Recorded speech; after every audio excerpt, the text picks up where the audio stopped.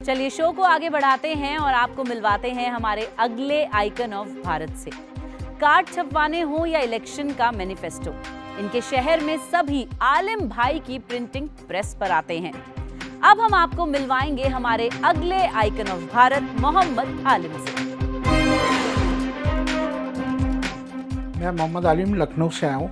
नुक्कड़ printing and binding centre के नाम से लखनऊ में काम करता हूँ। 6,000 रुपये में एक लेटर प्रेस मशीन लगाई, उससे जो कंपोज लेटर प्रेस होता है वो ट्रेडल से चला के खुद काम करते थे, खुद बाइंडिंग करते थे, खुद मार्केट में जाके बेचते थे। प्रिंटिंग का काम इसलिए हम लोगों ने उसको देखा कि इसमें अच्छे पढ़े लिखे लोग मिलते हैं और क्वालिटी वर्क में हम लोग ने काम करना शुरू किया, टाइम लाइन पे काम करना शुरू किया। एक रजिस्टर बना के एक भेजते थे। प्रिंटिंग का काम इसलिए शुरू किया कि लोगों को साथ ज़्यादा से ज़्यादा जोड़ने का।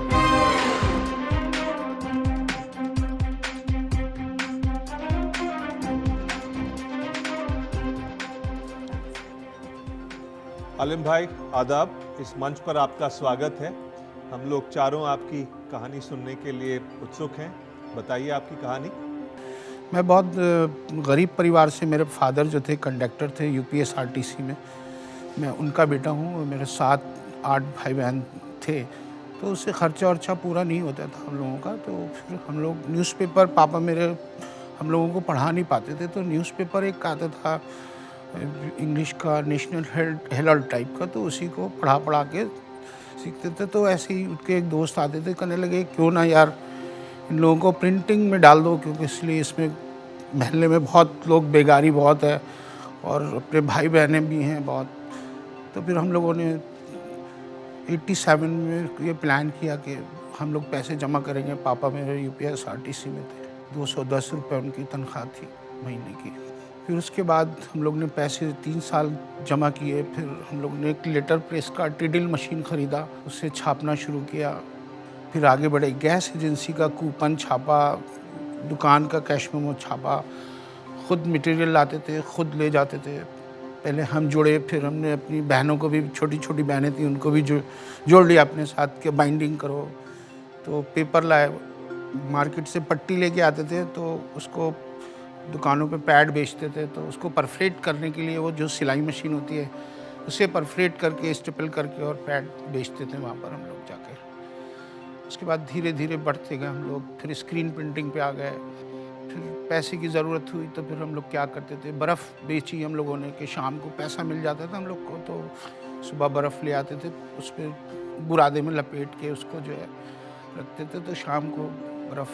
अभी भी लोगों के पास पैसे मेरे बाकी हैं, किसी पर 10 पैसे बाकी हैं, किसी पर।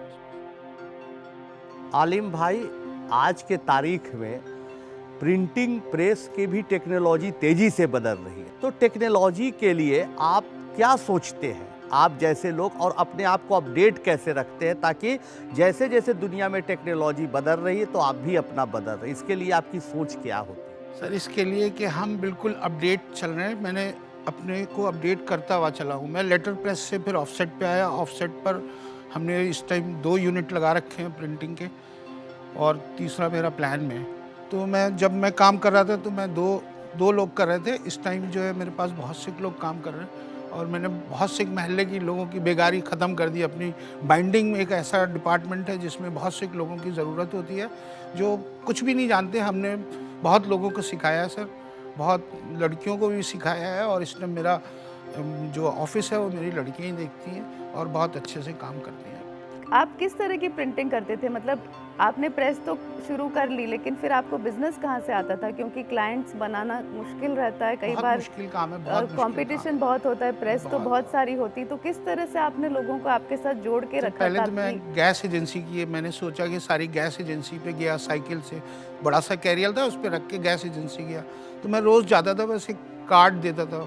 तो थक हार के मैंने सोचा एक ना एक दिन तो कोई काम दे ही देगा।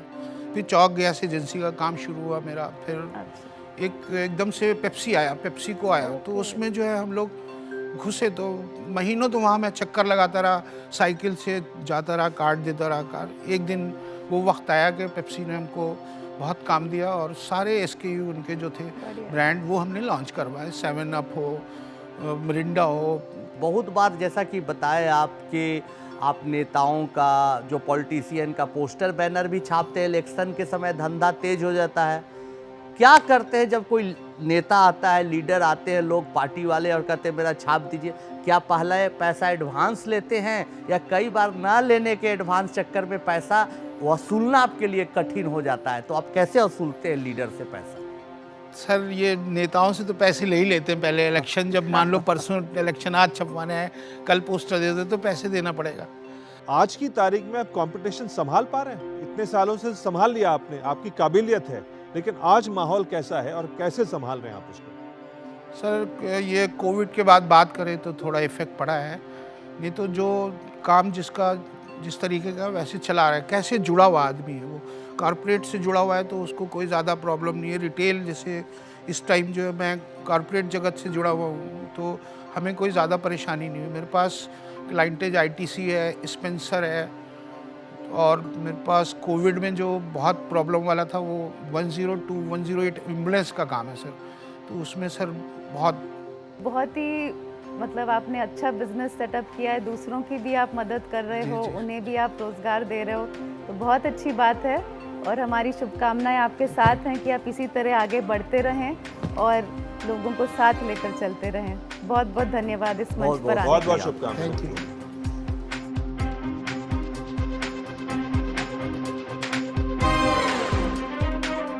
प्रिंटिंग प्रेस उद्योग 22,500 करोड़ रुपए से ज्यादा। इस कारोबार में औसतन 30 से 50% का मुनाफा। एमएसएमई लोन, कारोबार लोन लेकर प्रिंटिंग प्रेस का कारोबार शुरू कर सकते हैं।